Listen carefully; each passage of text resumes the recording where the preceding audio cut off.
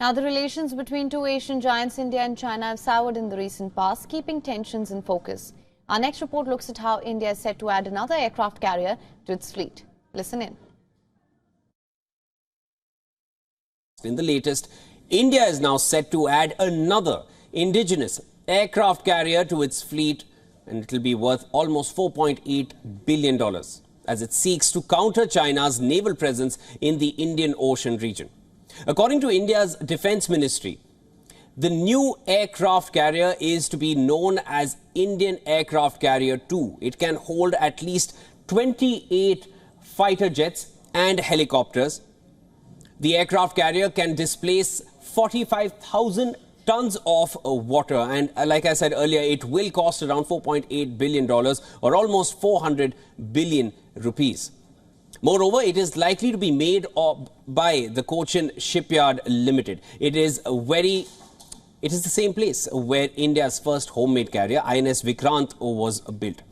Now, let's take a look at what India has in its naval fleet already. The country already has its first homemade carrier, the INS Vikrant. India also has a Russian-made aircraft carrier named INS Vikramaditya.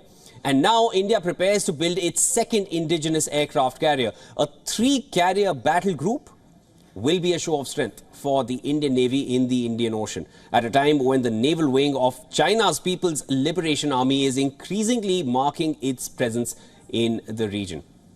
Now, viewers, the Indian Navy has been focusing on developing indigenous platforms, systems, sensors and weapons as part of the nation's modernization and expansion of its maritime forces. In the latest, India plans to have 160 warships by 2030, and in the next 5 years, that is by 2035, it plans to have 175 warships.